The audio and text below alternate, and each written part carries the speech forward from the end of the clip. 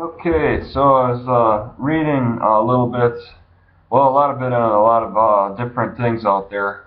One thing that seemed kind of interesting is Oregon has a 15% tax rebate for farmers who donate particular foods to the food bank. I don't know the exact details though. I was looking them up. I didn't spend a lot of time on it though. I think the headquarters might be in Portland. Mail your donation. Oh, that'd be for money though. Okay, yeah, I'm not entirely sure how it all works, but it's an incentive for the farmers, even in times of struggle, like if maybe they're not getting as much of a crop for a particular year, and it's the incentive is still there for them to donate to get that tax incentive. That's pretty neat. I never heard about anything like that for Wisconsin. They don't have that kind of tax credit. It sounds more like in Wisconsin they're taking away all that social help in a lot of ways. Um, so Oregon is going in a different direction. A lot of states are going in opposite directions. One thing I thought was interesting too is kind of a different subject is Oregon is allowing up to 3 marijuana plants to be grown within the state. Washington doesn't allow any, and Colorado allows some. Okay, so yeah, going back to the Wisconsin comparison, I read something about Scott Walker. He was going to cut something else. Yeah, he was going to like cut food stamps. Tommy Thompson back in late '90s, he cut the welfare program where people just got money to exist, but he didn't cut the food stamps. Who knows? Maybe he did attack them and was unsuccessful. They wanted to maybe take down the social welfare programs step by step rather than just all in one fell swoop. So yeah, Scott Walker is now working on getting rid of food stamps. Drug testing, that was it. You needed to be drug tested before you could receive benefits, which would be like food stamps or your disability, which a lot of people are applying for now as their supplement in place of the welfare program. But he wants to do the drug test, which a lot of states have shown to be a program that fails. So that's interesting. They've already done it. They're showing some kind of results through a study in some particular way, but Scott Walker still wants to go through with that.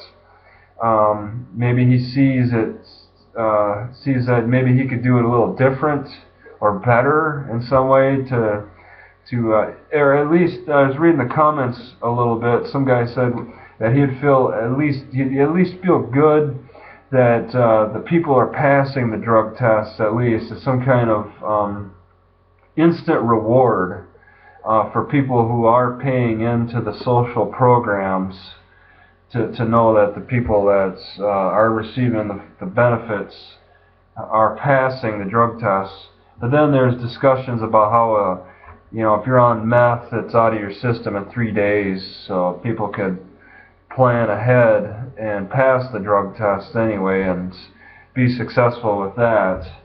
So that's kind of a debatable subject, but it's just showing how tight Wisconsin is getting with a lot of things. I mean, I was in the military and in the 90s, 95 to 99, and noticed how I was earning less money than than a guy in California. I was just curious. We compared paychecks, and I saw there's like a $45 difference I was like, how are you getting $45 more than me and we're the same rank?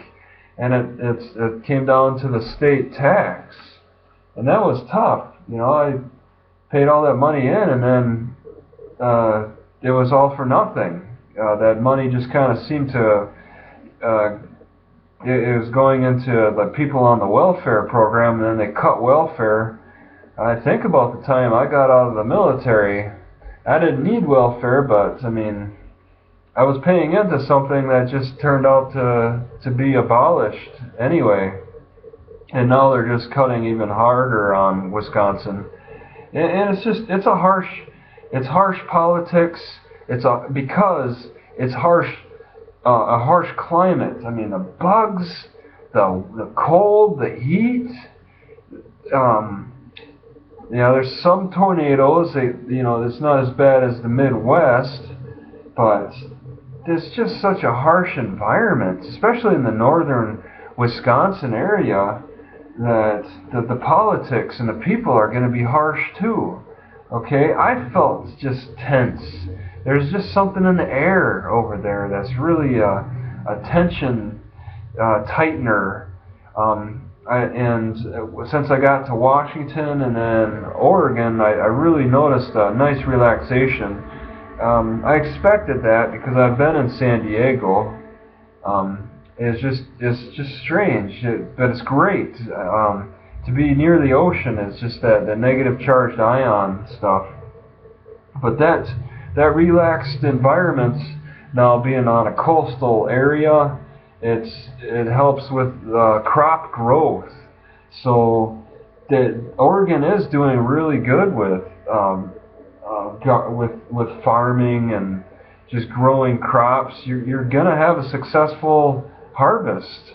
It's hard to not. You'd have to be really bad at farming to have an unsuccessful year.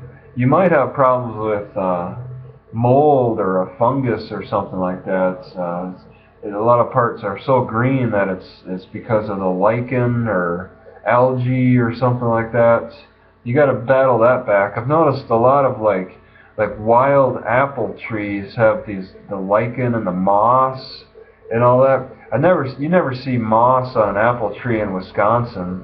So it's got some plants do better than others. You got to have some of that moss resistance, or you got to manually remove it or something. I don't know how the Washington apples get so popular. They got a moss problem as easily as far north. I kind of walked through the woods of Bellingham, Washington, but I'm not exactly sure. I really started noticing the moss and stuff in the northwestern parts, where the Twilight series was, Port Angeles and Squim. The temperate rainforest area, there's a lot of moss and stuff. But maybe they grow the apples more in the Midwest or something.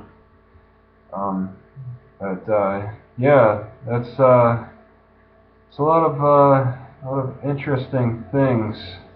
I recorded. Well, okay, that's something else. Yeah, I guess that's all I really was just gonna talk about. Just a little vlog. So that's about it. Yep. Okay, I'm done.